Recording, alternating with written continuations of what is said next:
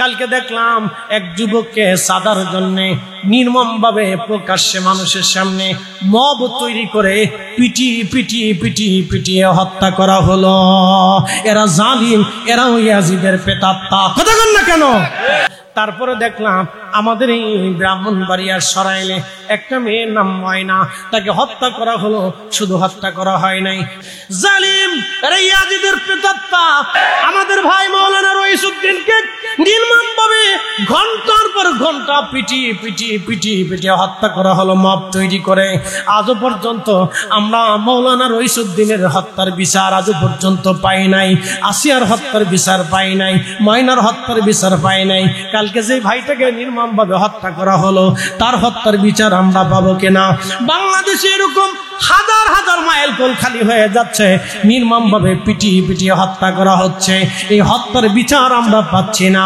তবে যদি আল্লাহর কোরআনের আইন জমিনের মধ্যে থাকতো, আল্লাহর কসম করে কতল বিল কতল, হত্যার বদলে হত্যা, হত্যার বদলে ফাঁসি দ্রুত গতিতে কার্যকর না করা পর্যন্ত এদেশে হত্যাযজ্ঞ কখনো বন্ধ হবে না। কথা কন ঠিক কিনা? কতল বিল কতল, হত্যার বদলে হত্যা করে দাও। কিসের দিন কোন ওই মাস টাস এগুলো কিসের? প্রকাশ্যে ভিডিওতে দেখা যাচ্ছে মানুষ হত্যা করা হচ্ছে। যারা প্রকাশ্যে হত্যা করেছে তাদেরকে প্রকাশ্যে ফাঁসি দেওয়া হবে। কি কথা কন না কেন? যারা প্রকাশ্যে হত্যা করেছে তাদেরকে প্রকাশ্যে ফাঁসি দেওয়া হোক,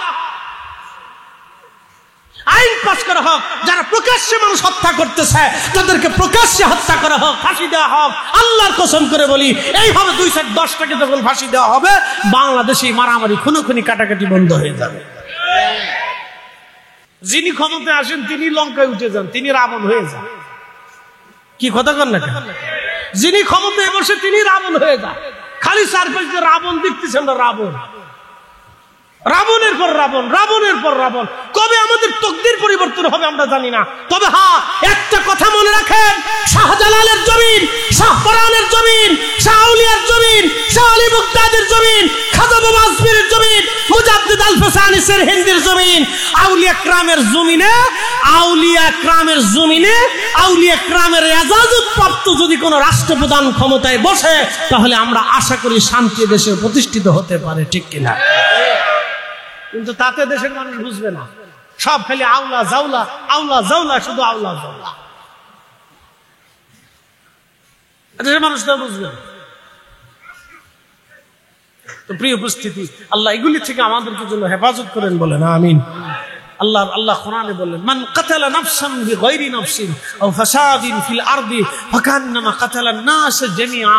হে মানব জাতি, তোমরা যদি একজন নিরপরাধ মানুষকে হত্যা করো, সে কোনো অপরাধ করে নাই। একজন নিরপরাধ মানুষকে যদি তোমরা হত্যা করো, সে ফাসাদ করে নাই, সে কাউকে হত্যা করে নাই। এরকম ব্যক্তিকে যদি তোমরা হত্যা করো, তাহলে তোমরা শুনে রাখো, तमाम পৃথিবীর মানুষকে হত্যা করলে যে অপরাধ, একজন নিরপরাধ মানুষকে হত্যা করলে সেই পরিমাণ অপরাধ। প্রিয় উপস্থিতি, এগুলি আমাদেরকে বুঝতে হবে, আমাদের বোঝা অত্যন্ত জরুরি। এমন একটা জমানার ভিতরে মানুষের মায়া দয়া কমে গেছে। কথা ঠিক আছে না ভাই? শ্রদ্ধা ভক্তি কমে গেছে। আপনাদের এলাকাতে তাও ছেলে পেলেরা মোটামুটি একটা পর্যায়ে আদব লেহাজ আছে। সিলেটের মানুষের কিছু আদব লেহাজ আছে, তারা শ্রদ্ধা করে, কদমবুসি করে, দোয়া চায়, দোয়া নেয়, ভদ্রতা আছে, মুরব্বী দেখলে সালাম দেয়। বাংলাদেশের বহু এলাকায় যাবেন, বহু এলাকায় বাংলাদেশে যাবেন, ছেলে ফেলে এমন পরিমাণে তৈরি হয়েছে, এত বড় বড় উশৃঙ্খল বিয়াদব, রাস্তায় এদের জ্বালায়, মোটরসাইকেলের জ্বালায় গাড়ি চালানো যায় না। রাত 2-3টার সময় যখন আমি ঢাকা ফিরি, তখন দেখি পদ্মা সেতুর দিকে ওই সামনে জন্ডিস, পিছনে লেন্ডিস। হ্যাঁ, সামনেরটা বেড়া না পিছনেরটা বেড়া চিনি না, কোনটা ইজলে আর কোনটা বেডি তাও বুঝি না। বাস চলতেছে রাতের পর রাত, রাতের পর রাত, প্রত্যেক রাত্রি এরকম দেখি ভুম ভুম ভুম করে মোটরসাইকেল চালা যাচ্ছে। কার মেয়ে কার ছেলে আমরা কিচ্ছু জানি না, চলতেছে।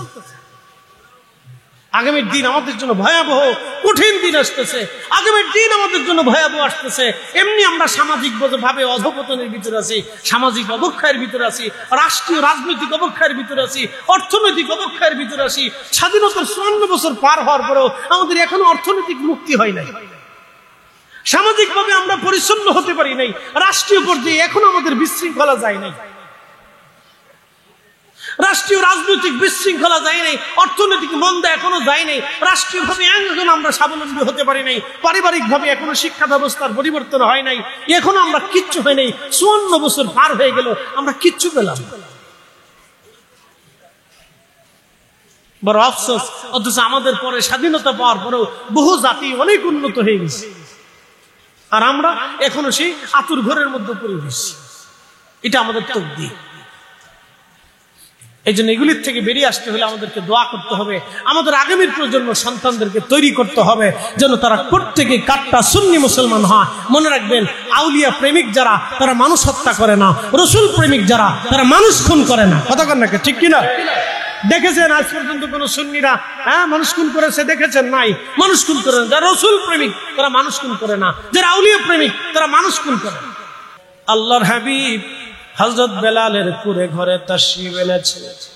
ঘুম ভেঙে গেল নবীর আশিকে। সুদূর সিরিয়ার দামেস্ক থেকে হযরত বেলাল রাদিয়াল্লাহু আনহু রওনা করলেন।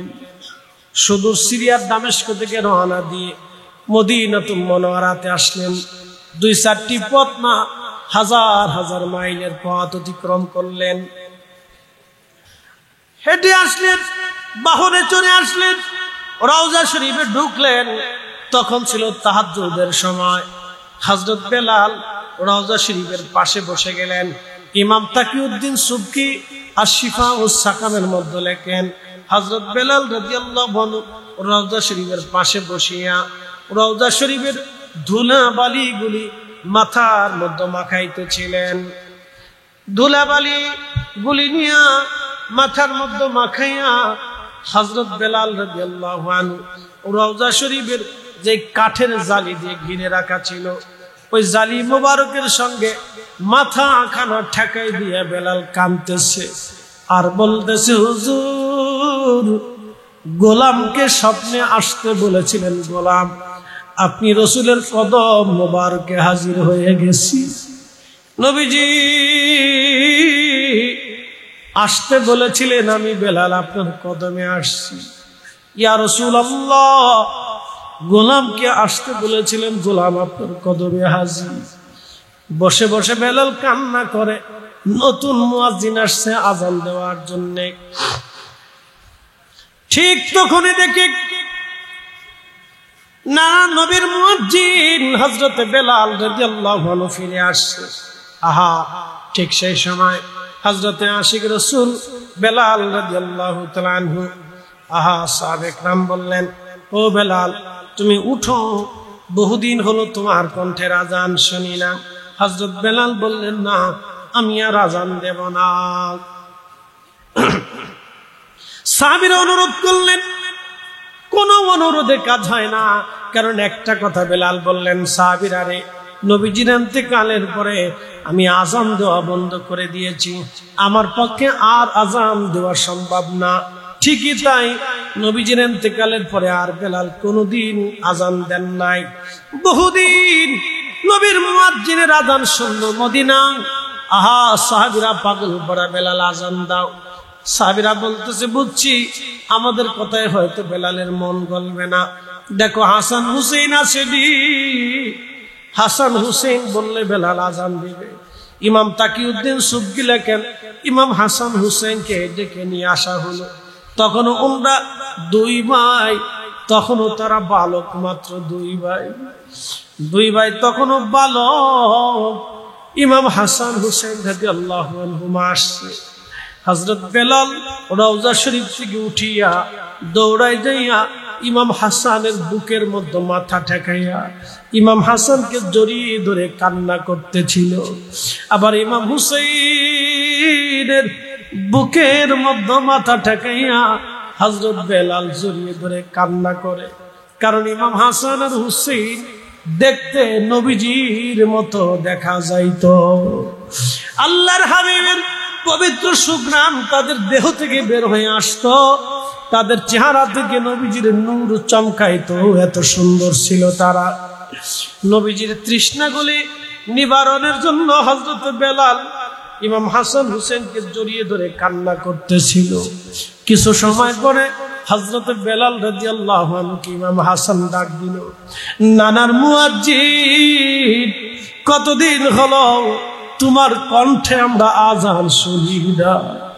নানান মুয়াজ্জিন মিনারায় যাও, এ আকবার আমরা আজান শোনাও। যে আজান আমার নানারে শোনাইতা, সে আজান একবার আমাদেরকে শোনে যাও।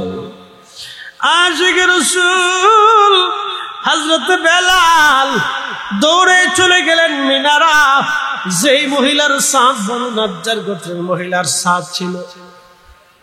যদি মসজিদে নববীতে কোনোদিনও যান তাহলে দেখবেন রওজা শরীফ বরাবর রিয়াজুল জান্নাহ হয়ে পবিত্র মিম্বার শরীফ হযরত আবু বকরের মিম্বার থেকে বরাবর পিছনের দিকে এখনো ছাদের মতো করে রাখা হয়েছে। এর উপরে বসে নবীর মুয়াজ্জিনরা এখনো আজান দেয়।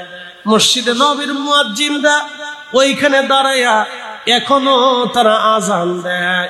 ওইখানে দাঁড়াইয়া হযরত বেলাল রাদিয়াল্লাহু তাআলা আনহু আজান দিত। হযরত বেলাল ওইখানে দাঁড়িয়ে গেলেন, আল্লাহু আকবার, আল্লাহু আকবার। সারা মদিনার ভিতরে আজানের আওয়াজ ছড়িয়ে গেল। আল্লাহু আকবার, আল্লাহু আকবার। সারা মদিনার ভিতরে আজানের আওয়াজ ছড়িয়ে গেল, আজানের আওয়াজ ছড়িয়ে গেল সারা মদিনায়। কান্না রোল পড়ে গেল। সাহাবীরা ঘর থেকে বের হয়ে আসছে। আহা, মহিলারা ঘর থেকে বের হয়ে গেল, বাচ্চা কাচ্চারা ঘর থেকে বের হইয়া মসজিদে নববীর দিকে তারা দৌড়ায় দৌড়ায় আসতে লাগলো। ইমাম তাকিউদ্দিন সুবকি আশিফা সাকামের মধ্যে লেখেন, ঠিক তখনই সাহাবীদের কান্নার আওয়াজ বেড়ে গেল। আর সাহাবীরা বলতে লাগলো, নবীর মুয়াজ্জিন আজান দিচ্ছে, রাসূল কি ফিরে আসছেনি? বলো, নবী আসছেনি? বলো গো, নবী ফিরে আসছেনি? সেই দিন কান্নার আওয়াজ এত ভারী হয়ে গেল। হযরত বেলাল রাদিয়াল্লাহু আনহু যখন আজান দিলেন, আশহাদু আন্না মুহাম্মাদার রাসূলুল্লাহ,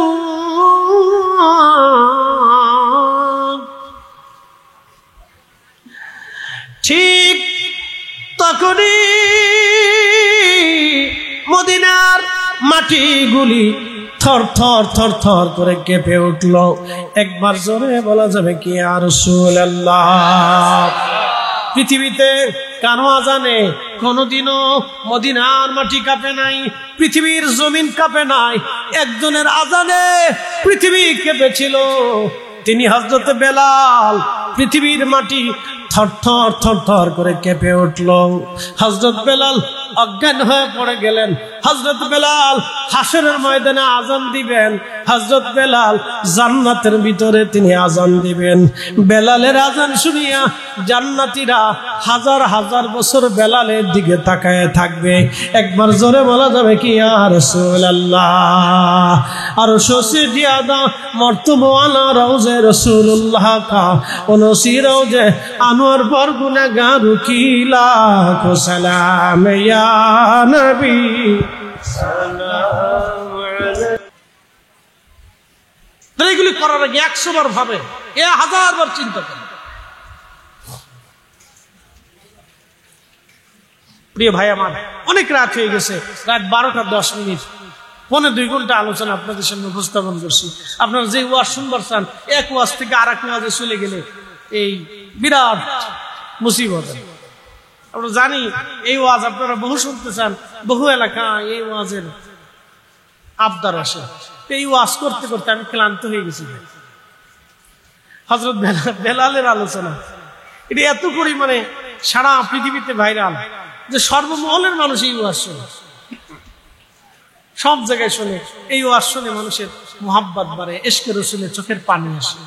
আসলে এই আলোচনাটা অত্যন্ত মোবারকময় আমার জীবনের একটা আলোচনা। আপনাদেরকে আজকে একটা তথ্য দেই। আমার পীর মুর্শিদের দরবারে, বিশ্ব জাকের মঞ্জিল আটটুসি দরবারে যেদিন আমি এই আলোচনাটা করেছিলাম প্রথম ফার্স্ট, সেদিন ওই মজলিসে এই আলোচনা শুনতে শুনতে কাঁদতে কাঁদতে একজন আশিক রাসূল মারা গেছিলেন। আল্লাহু আকবার। ও এশার নামাজের পরে ওনার জানাজা করছিলেন আমরা। লক্ষ লক্ষ মানুষের জমাতে ওনার জানাজা হয়েছে। আমার আলোচনার উপস্থিত মজলিসে ওই বিরাট মাঠের ভিতরে লক্ষ লক্ষ মানুষের ভিতরে একজন মানুষ কাঁদতে কাঁদতে ওই সময় শহীদ হয়েছিলেন, ইন্তেকাল করেছিলেন। আমার জীবনের একটা মকবুল আলোচনা, এই জন্য যে আলোচনাটা আমার পীর মুর্শিদের দরবারে যেদিন করেছিলাম লক্ষ লক্ষ মানুষ কান্না করেছিল, কিন্তু সেই আলোচনা তো সব জায়গায় উপস্থিত হয় না, সব দিন উঠে না। তারপর আপনারা শুনতে চেয়েছেন, মুক্তাসারিটা আপনাদেরকে শোনাই। ইমাম হাসান হুসেইন রাদিয়াল্লাহু আনহুর প্রতি সাহাবায়ে কেরামের কেমন মহব্বত ছিল, এই আলোচনাটুকু আমি আপনাদেরকে শোনাবো। বেলাল রাদিয়াল্লাহু আনহু সিরিয়া চলে গেলেন, হযরত আবু বকরের জামানাতে চলে গেলেন। হযরত আবু বকরের জামানাতে তিনি সিরিয়া চলে গেলেন। সিরিয়া চলে যাওয়ার পরে ঘুমিয়ে রয়েছেন। রাত্রিবেলা আল্লাহর হাবিব স্বপ্ন দেখাইলেন। নবীজি স্বপ্ন দেখায় বলেন, কিরে বেলাল, আমার সাথে কেমন জুলুম শুরু করছো তুমি? কতদিন হলো তুমি আমার জিয়ারতে আসো না রে বেলাল, আসো। ইমাম তাকিউদ্দিন সুবকি আশিফা মুসাকামের মধ্যে লেখলেন, বেলাল রে, আসো তুমি আমার জিয়ারতে আসো। কতদিন হলো তুমি আমার জিয়ারতে আসো না? বেলাল রে, আয়া, আমি নবীজির ঘুমিয়েছিলেন। হযরত বেলাল রাদিয়াল্লাহু আনহু গভীর রাত তিনি ঘুমিয়ে পড়েছেন, স্বপ্ন দেখলেন